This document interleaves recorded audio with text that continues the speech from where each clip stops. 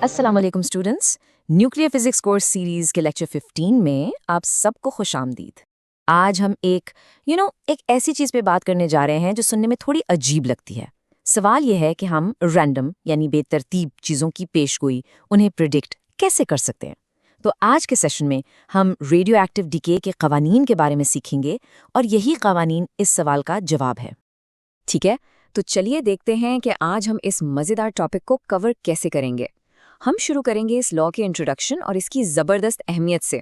फिर हम इसके पीछे जो मैथमेटिक्स है ना, उसको समझेंगे और उसी से दो बहुत ही अहम कॉन्सेप्ट्स निकल कर आएंगे, हाफ लाइफ और मीन लाइफ। बिल्कुल आखिर में हम देखेंगे कि ये सारी थ्योरी असल दुनिया में मेडिसिन से लेकर आर्कियोलॉजी तक इस्तेमाल कैसे होती है, और फिर ऑफ कोर्स सारे इंपॉर्टेंट पॉइंट्स को समराइज करेंगे। तो चलिए शुरू करते हैं। रेडियो एक्टिविटी यानी तबकारी वाकई एक दिलचस्प चीज़ है। देखें, किसी एक सिंगल एटम के बारे में आप बिल्कुल नहीं बता सकते कि वो कब टूटेगा। ये बिल्कुल रैंडम है। लेकिन जब आपके पास लाखों करोड़ों एटम्स हों तो उनका कलेक्टिव बिहेवियर, उनका मिलकर जो रवैया होता है, वो हैरानकुन तौर पर प्रिडिक्टेबल हो जाता है। और यही तो वो अहम सवाल है जो वाकई सोचने पर मजबूर करता है। आखिर कोई चीज़ जो इतनी स्पॉन्टेनियस, इतनी अचानक होती है, वो इतने आला दर्जे के मैथमेटिकल रूल्स को फॉलो कैसे कर सकती है। ये बिल्कुल वैसा ही है जैसे आप कहें कि आप एक सिक्का उछालें तो प्रिडिक्ट नहीं कर सकते कि हेड आएगा या टेल। लेकिन अगर आप 1,00,000 सिक्के उछालें तो आप यकीन के साथ कह सकते हैं कि लगभग 50,000 हेड्स ही आएंगे। बस यही स्टैटिस्टिकल मैजिक यहाँ न्यूक्लियर फिजिक्स में भी काम करता है। तो सवाल ये है कि ये लॉ इतना ज़रूरी क्यों है? सबसे पहली बात, ये हमें ताकत देता है प्रिडिक्ट करने की कि वक्त के साथ कितने न्यूक्लियाई बाकी बच जाएंगे। इसी लॉ से हम हाफ लाइफ जैसे अहम कॉन्सेप्ट्स को समझते हैं, जिनकी वजह से फॉर एग्जाम्पल हम कार्बन 14 डेटिंग यूज़ करके हज़ारों साल पुराने फॉसिल्स की उम्र बता सकते हैं। इतना ही नहीं, ये हमें किसी रेडियो एक्टिव सोर्स की एक्टिविटी यानी उसकी सरगर्मी कैलकुलेट करने देता है, जो मेडिसिन और इंडस्ट्री में बहुत अहम है। असल में ये कानून ही है जो पूरी न्यूक्लियर साइंस की क्वांटिटेटिव बुनियाद है। इसके बगैर हमारी फील्ड सिर्फ चीज़ों को देखने तक महदूद रहती, उन्हें नापने तक नहीं। चलिए अब इस लॉ की फॉर्मल डेफिनेशन और उसकी मैथमेटिकल फॉर्म को देखते हैं।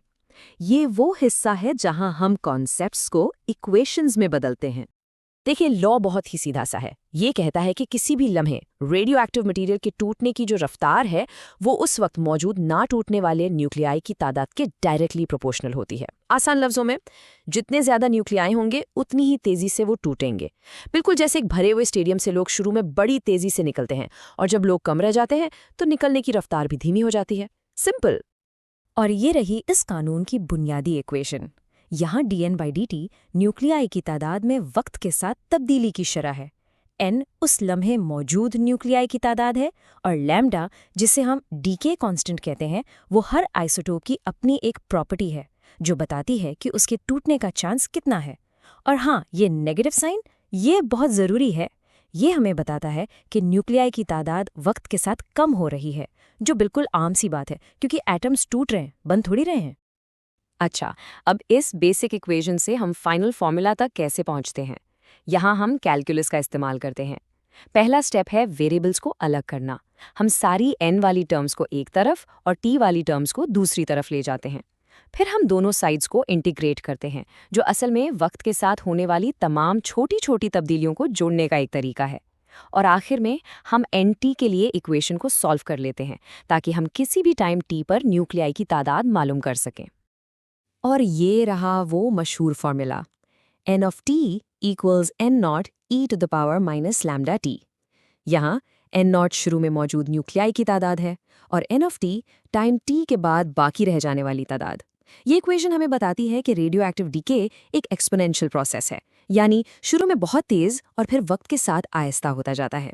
बिल्कुल एक ऐसी ढलान की तरह जो शुरू में बहुत अचानक नीचे आती है और फिर धीरे धीरे सीधी हो जाती है। अब एक और अहम कॉन्सेप्ट है जिसे एक्टिविटी कहते हैं। ये क्या है? ये किसी सैंपल में पर सेकंड होने वाले डीकेज की तादाद है। ये इस बात का प्रैक्टिकल पैमाना है कि कोई चीज़ कितनी रेडियो एक्टिव है। जब आप एक गाइगर काउंटर को टिक टिक करते सुनते हैं ना, तो वो दरअसल उसकी एक्टिविटी ही मेजर कर रहा होता है। और जैसा कि आप फॉर्मूला में देख सकते हैं, ये सीधा सीधा लैम्डा और n पर डिपेंड करती है। एक्टिविटी को नापने के लिए दो आम यूनिट्स हैं।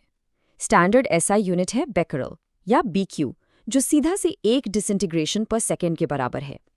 एक पुरानी लेकिन आज भी इस्तेमाल होने वाली यूनिट है क्यूरी या CI, जिसका नाम मैडम मरी क्यूरी के एजाज में रखा गया है। ये एक बहुत बड़ी यूनिट है। ये 37 बिलियन डिसइंटीग्रेशंस पर सेकेंड के बराबर है। ये अमाउंट दरअसल 1 ग्राम रेडियम की एक्टिविटी के करीब है। तो यहाँ सबसे ज़रूरी बात यह है कि क्योंकि एक्टिविटी सीधा न्यूक्लियाई की तादाद n पर डिपेंड करती है, इसलिए ये भी बिल्कुल उसी एक्सपोनेंशियल लॉ के मुताबिक कम होती है। इसका मतलब क्या हुआ?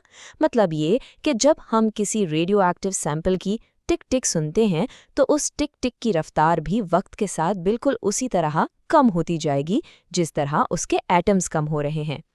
चलिए अब हम इस लॉ से निकलने वाले 2 सबसे अहम और प्रैक्टिकल कॉन्सेप्ट्स की तरफ बढ़ते हैं, हाफ लाइफ यानी निस्फ हयात और मीन लाइफ यानी औसत हयात।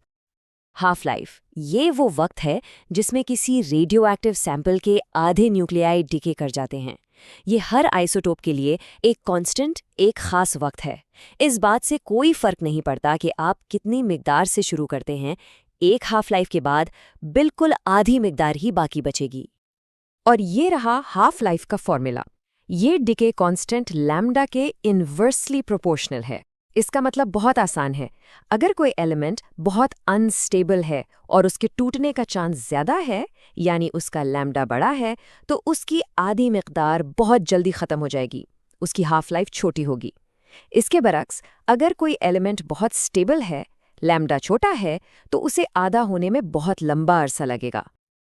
अब इस स्लाइड में जो चीज़ वाकई काबिल गौर है वो ये है कि हाफ लाइफ्स की रेंज कितनी वसी है। यहाँ हम 2 मिसालें देख रहे हैं। कार्बन 14 की हाफ लाइफ है तकरीबन 5730 साल, जो कि इंसानी तहजीब की तारीख के पैमाने पर है। लेकिन अब ज़रा यूरेनियम 238 को देखें, इसकी हाफ लाइफ है 4.5 बिलियन साल। ये तो तकरीबन हमारी ज़मीन की उम्र के बराबर है। ये फ़र्क इतना ज़्यादा है कि इन्हें एक ही ग्राफ पर दिखाना भी मुश्किल हो। इसी वजह से हम यूरेनियम को पत्थरों की उम्र मालूम करने के लिए इस्तेमाल करते हैं, कार्बन को नहीं। अब आते हैं मीन लाइफ या औसत हयात की तरफ। ये हाफ लाइफ से थोड़ा सा अलग कॉन्सेप्ट है। ये वो एवरेज टाइम है जो कोई एक न्यूक्लियस डिके होने से पहले गुजारता है। आप इसे किसी एटम की एवरेज एक्सपेक्टेड लाइफ स्पैन भी कह सकते हैं। ये स्लाइड इन दोनों कॉन्सेप्ट्स का एक ज़बरदस्त कंपैरिजन है। हाफ लाइफ वो वक्त है जब 50% सैंपल खत्म हो जाता है। ये एक कलेक्टिव मेजरमेंट है, जबकि मीन लाइफ एक सिंगल न्यूक्लियस की एवरेज एक्सपेक्टेड उम्र है। फॉर्मूलाज को देखें तो मीन लाइफ, जिसे हम टॉ से जाहिर करते हैं, वो सिंपली 1/λ है, जो मैथमेटिकली हाफ लाइफ से ज़्यादा आसान है। अब एक अहम बात याद रखें, किसी भी आइसोटोप के लिए मीन लाइफ हमेशा उसकी हाफ लाइफ से लंबी होती है। ऐसा क्यों? क्योंकि हाफ लाइफ के बाद जो 50% एटम्स बच जाते हैं, उनमें से कुछ बहुत बहुत लंबे अरसे तक जिंदा रह सकते हैं, और ये लंबी उम्र वाले एटम्स पूरी पॉपुलेशन की एवरेज एज को ऊपर ले जाते हैं। ठीक है, अब वक्त है कि इन तमाम इक्वेशंस और थ्योरीज को लैब से बाहर निकालें और देखेंगे ये हमारी दुनिया पर असल में कैसे असरअंदाज होते हैं। तो हमने ये सारी इक्वेशंस और डेफिनेशंस तो सीख ली, लेकिन क्या ये सिर्फ एग्जाम के लिए हैं? बिल्कुल नहीं। हम इस नॉलेज को असल में इस्तेमाल कहाँ करते हैं? आप ये जानकर हैरान होंगे कि इसका जवाब तारीख के राज खोलने से लेकर जान बचाने वाली मेडिकल टेक्नोलॉजीज तक हर जगह मौजूद है। आइसोटोप एप्लीकेशंस इसके इस्तेमाल बहुत ज़्यादा हैं। आर्कियोलॉजी में हम कार्बन 14 की बची हुई मिकदार को नापकर फॉसिल्स की उम्र का अंदाज़ा लगाते हैं। न्यूक्लियर वेस्ट मैनेजमेंट में हाफ लाइफ ही हमें बताती है कि रेडियो एक्टिव कचरे को हज़ारों साल तक महफूज तरीके से स्टोर करना क्यों ज़रूरी है। मेडिसिन में डायग्नोसिस के लिए जो ट्रेसर्स इस्तेमाल होते हैं, उनकी हाफ लाइफ कम रखी जाती है ताकि वो जिस्म से जल्दी निकल जाएं, जबकि ट्रीटमेंट के लिए इस्तेमाल होने वाले आइसोटोप्स की हाफ लाइफ ऐसी रखी जाती है कि वो अपनी डोज को असरदारी से पहुंचा सकें। चलिए अब इस लेक्चर को समेटते हैं और तमाम अहम पॉइंट्स को एक दफ़ा फिर से देख लेते हैं। तो आज हमने क्या सीखा? सबसे अहम बात यह है कि रेडियो एक्टिव डिके, जो एक एटम के लेवल पर बिल्कुल रैंडम है, जब हम बहुत सारे एटम्स को देखते हैं तो वो एक खूबसूरत स्टैटिस्टिकल लॉ dN/dt = -λN को फॉलो करता है। हमने ये भी जाना कि न्यूक्लियाई की तादाद और उनकी एक्टिविटी वक्त के साथ एक्सपोनेंशियली कम होती है। हमने हाफ लाइफ को डिफाइन किया, जो कि 50% सैंपल के डिके होने का वक्त है, और मीन लाइफ को भी, जो एक न्यूक्लियस की एवरेज सर्वाइवल टाइम है। याद रहे, ये कवानीन सिर्फ फॉर्मूलाज नहीं हैं, ये न्यूक्लियर फिजिक्स और इसकी तमाम ज़बरदस्त एप्लीकेशंस की क्वांटिटेटिव बुनियाद है। आज हमारे साथ शामिल होने का शुक्रिया। See you in the next lecture.